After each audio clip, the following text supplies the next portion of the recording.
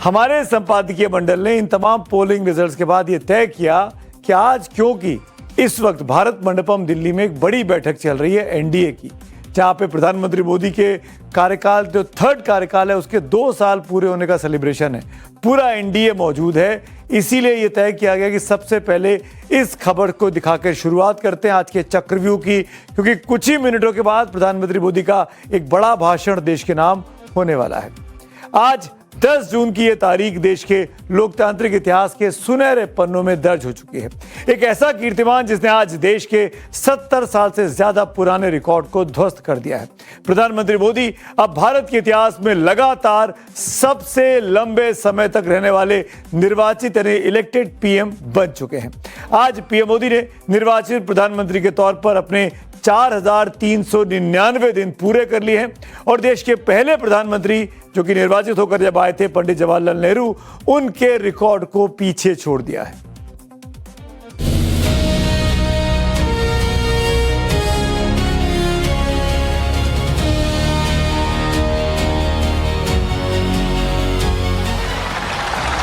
मैं नरेंद्र दामोदर दास मोदी ईश्वर की शपथ लेता हूं कि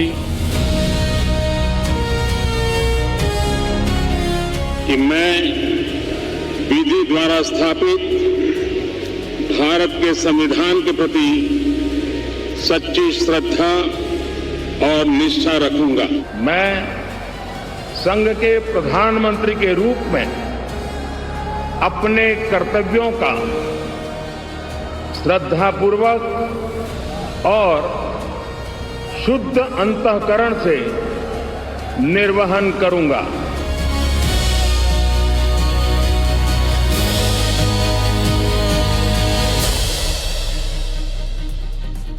भारत मंडपम की ओर ले चलो, उसके पहले कुछ चीजें याद दिलाता हूं। 26 मई 2014 ये वो तारीख थी जब नरेंद्र मोदी ने पहली बार देश के प्रधानमंत्री पद की शपथ ली थी और आज यानी 10 जून को पीएम मोदी के कार्यकाल के 4,399 दिन पूरे हो गए हैं। इसके साथ ही एक नया इतिहास रच दिया गया है। अब तक यह रिकॉर्ड देश के पहले प्रधानमंत्री पंडित जवाहरलाल नेहरू के नाम था, जो 1952 के पहले आम चुनाव के बाद 4,398 दिनों तक लगातार प्रधानमंत्री रहे, एक निर्वाचित प्रधानमंत्री रहे। आज पीएम मोदी इस आंकड़े को पार करके देश के सबसे लंबे समय तक सेवा करने वाले निर्वाचित प्रधान बन चुके हैं। इस गणित को समझना भी बेहद जरूरी है। 15 अगस्त 1947 को आजादी के बाद जवाहरलाल नेहरू को प्रधानमंत्री के तौर पर मनोनीत किया गया था, लेकिन 1952 में जब देश में पहली बार आम चुनाव हुआ, तब जनता ने उन्हें निर्वाचित, ये चुना हुआ पीएम चुना। निर्वाचित पीएम के तौर पर पंडित नेहरू ने 13 मई 1952 से 27 मई 1964 तक, यानी अपनी मृत्यु के दिन तक, कुल 4,398 दिन इस पद पर रहे। आज नरेंद्र मोदी ने निर्वाचित प्रधानमंत्री के रूप में 4,399 दिन पूरा कर एक नया मील का पत्थर साबित कर दिया है। यह भी मत भूलिए, पीएम बनने के पहले, पीएम तो वो अभी बने 12 साल, उसके पहले वो लगातार 13 साल तक गुजरात के मुख्यमंत्री के तौर पर भी काम कर चुके थे। इस ऐतिहासिक उपलब्धि पर आज देश ही नहीं बल्कि दुनिया भर से बधाई संदेशों का तांता लगा हुआ है। दोपहर 12:30 बजे जब केंद्रीय कैबिनेट की बैठक हुई तो सभी मंत्रियों ने खड़े होकर तालियां बजाकर प्रधानमंत्री मोदी का अभिवादन किया। कैबिनेट में एक विशेष बधाई प्रस्ताव भी आज पारित किया गया। यह सिलसिला बधाइयों का यहां पे नहीं रुका। इसके बाद दिल्ली के भव्य भारत मंडपम में बीजेपी और एनडीए शासित राज्यों के और केंद्र शासित प्रदेशों के मुख्यमंत्रियों और उप मुख्यमंत्रियों का हुजूम उमड़ा। इस महाबैठक में भी प्रधानमंत्री मोदी के इस ऐतिहासिक रिकॉर्ड को सलाम करते हुए एक भव्य बधाई प्रस्ताव पास किया गया। लेकिन यह सफर सिर्फ दिनों की गिनती का नहीं है, यह सफर है फैसले लेने के साहस का भी। पिछले 12 सालों में मोदी सरकार ने वो तमाम कारनामे करके दिखाए हैं जिसने न सिर्फ देश की दिशा और दशा बदली, बल्कि एक आम भारतीय के जीवन को भी समृद्ध बनाने की कोशिश की है। 28 अगस्त 2014 को पीएम जन धन योजना की शुरुआत हुई थी। इसने देश के गरीबों को बैंकिंग सिस्टम से जोड़ा। करोड़ों बैंक खाते खुले, जिससे भ्रष्टाचार पर सीधी चोट हुई और हक का पैसा सीधे गरीब के खाते में पहुंचने लगा। 1 जुलाई 2015 को डिजिटल इंडिया कैंपेन लॉन्च हुआ। हाथ में मोबाइल और उंगलियों पर बैंक। भारत को डिजिटल विलेज बना दिया। आज दुनिया के सबसे ज्यादा ऑनलाइन ट्रांजैक्शंस भारत में होते हैं। 29 सितंबर 2016 को पाकिस्तान की सीमा में घुसकर आतंकियों का खात्मा किया गया। भारत ने पहली बार दुनिया को दिखाया कि अब घर में घुसकर मारेंगी की नीति भारत में चलने वाली है। अब भारत सहन नहीं करेगा। 1 जुलाई 2017 को एक देश एक टैक्स का सपना सच हुआ। जीएसटी कानून लागू होने के साथ देश की अर्थव्यवस्था को एक नया मंच मिला, जिससे टैक्स चोरी पर लगाम लगाने में बड़ी मदद मिली। 26 फरवरी 2019 को बालाकोट एयर स्ट्राइक में भारतीय वायुसेना के जाबाजों ने सीमा पार जाकर आतंकियों के लॉन्च पैड्स को नेस्तनाबूद कर दिया था। याद होगा आप सबको। इसी तरह 31 जुलाई 2019 को ट्रिपल तलाक के खिलाफ कानून के जरिए मुस्लिम महिलाओं को सदियों के मानसिक और सामाजिक उत्पीड़न से आजादी मिली। आधी आबादी को सम्मान का अधिकार दिया गया। 5 अगस्त 2019 को आर्टिकल 370 के खात्मे के साथ जम्मू कश्मीर से 2 निशान 2 प्रधान की व्यवस्था हमेशा के लिए खत्म कर दी गई। 11 दिसंबर 2019 को सिटीजनशिप अमेंडमेंट एक्ट यानी CAA देश में लागू किया गया। पड़ोसी देशों में प्रताड़ित हो रहे अल्पसंख्यक हिंदू, सिख, बौद्ध और जैनियों को भारत की नागरिकता देने का ऐतिहासिक रास्ता देश की सरकार ने साफ कर दिया। 28 मई 2023 को नए संसद भवन के जरिए गुलामी के प्रतीकों को पीछे छोड़ा गया। आत्मनिर्भर भारत को अपनी नई भव्य और आधुनिक लोकतांत्रिक इमारत मिली इसी प्रधानमंत्री मोदी के शासनकाल में।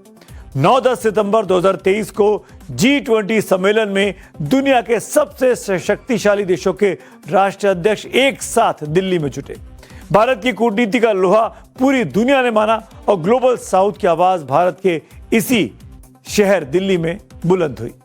22 जनवरी 2024 को रामलला की प्राण प्रतिष्ठा के साथ 500 वर्षों का लंबा इंतजार खत्म हुआ। अयोध्या में भव्य राम मंदिर का निर्माण हुआ और रामलला अपने गर्भगृह में विराजमान हुए, जिसने पूरे देश को सांस्कृतिक सूत्र में बांधने का काम किया। 7 मई 2025 को ऑपरेशन सिंदूर के जरिए वैश्विक पटल पर भारत की ताकत का एक और प्रमाण देखने को मिला था। प्रधानमंत्री मोदी को आज देश और दुनिया से बहुत सी शुभकामनाएं आई हैं। कुछ खास शुभकामनाएं आपको बता देता हूं। सबसे पहले राष्ट्रपति द्रौपदी मुर्मू ने एक्स पर पोस्ट किया।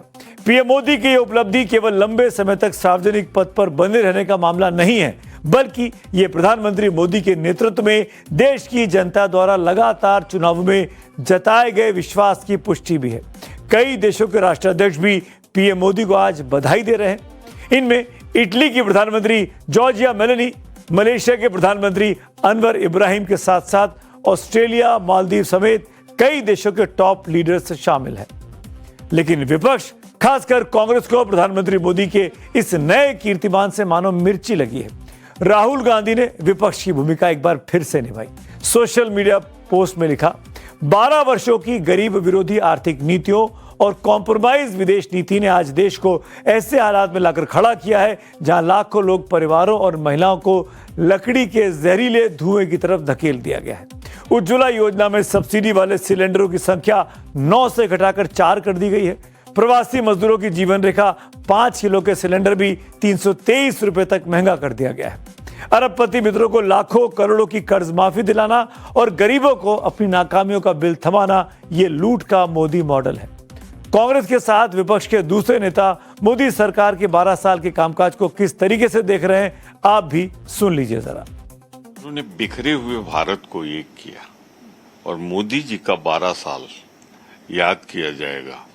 एक भारत को बिखरा दिया उन्होंने, धर्म के नाम पे, जात के नाम पे, भाषा के नाम पर। एक ने भारत को बनाया पब्लिक अंडरटेकिंग्स, क्या था, गुलाम भारत था, सैकड़ों साल की गुलामी थी, और दूसरे ने जो बना था वो बेच थी। नेहरू ने हर जिंदगी को छुआ और मोदी जी अपनी जिंदगी को परेशान हाल खड़ा कर दिया। नया रिकॉर्ड तो बताया ना, तोड़ेंगे नफरत फैलाने का। जो नफरत फैल रही है भाजपा के मंत्रियों द्वारा, आए दिन हम देख रहे हैं, आप और हम, किस तरह से हो रहा है। तो ये बस नफरत ही फैलाना। मेन मुद्दे पे कब बात करेंगे? लंबा लंबा छोड़ेंगे, उसके सिवा काम की कोई बात नहीं करेंगे ये लोग। देश के मुद्दों पे कोई काम नहीं करेंगे, युवाओं के लिए, अनएम्प्लॉयमेंट के लिए कुछ नहीं बोलेंगे। भारतीय जनता पार्टी ने इस लोकतंत्र में वो सारे काम किए हैं जो लोकतंत्र की हत्या करता है, और हम ये भी जानते थे कि 2024 में ये तैयारी में थे इस संविधान को बदलने के लिए। तो विपक्ष बीजेपी के इस जश्न के मौके पर भले ही हमलावर हो गया हो, लेकिन बीजेपी और एनडीए ने भी इन हमलों का जवाब देने के लिए अपनी पूरी टीम आज मैदान में उतार दी है। देखिए जरा। और भारत के इतिहास में पहली बार हुआ है कि हमारी विरासत को सम्मानजनक दृष्टि से देखा जाने लगा, और वही कांग्रेस के कार्यकाल में हमारी विरासत को एक तरीके से इग्नोर किया गया था। उस विरासत को, उस बहुत ही समृद्ध विरासत को माननीय प्रधानमंत्री श्री नरेंद्र मोदी जी ने प्राथमिकता दी और विरासत के साथ विकास को लेके आगे बढ़े। नेहरू जी जब प्रधानमंत्री बने थे तो वो तो इलेक्टेड नहीं थे, उसको महात्मा गांधी जी के द्वारा सेलेक्ट करके बैठ करके उसको प्रधानमंत्री नियुक्त किया। जनता ने इलेक्ट नहीं किया, चुना हुआ प्रधानमंत्री नहीं थे।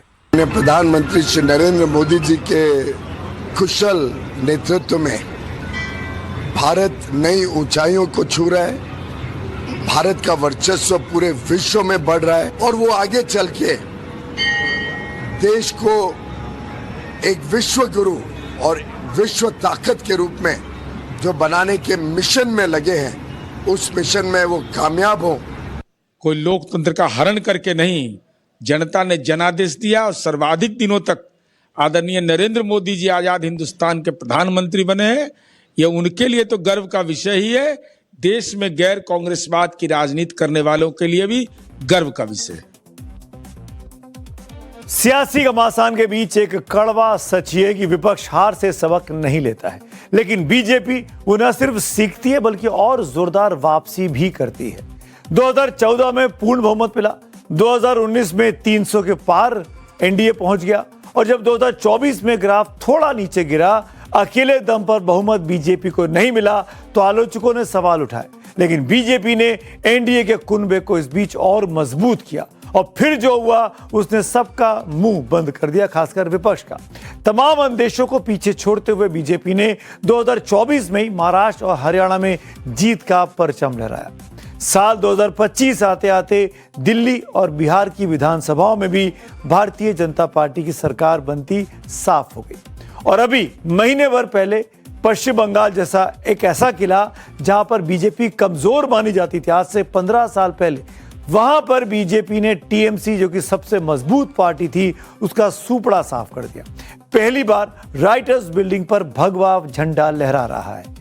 रही सही कसर असम ने पूरी कर दी, जहां पर जीत लगाकर बीजेपी ने हैट्रिक पूरी की। ये भी अपने आप में भारतीय जनता पार्टी के नाम पर एक अनोखा कीर्तिमान है प्रधानमंत्री मोदी के इस शासनकाल के दौरान। बात करते हैं आज की अगली स्टोरी की।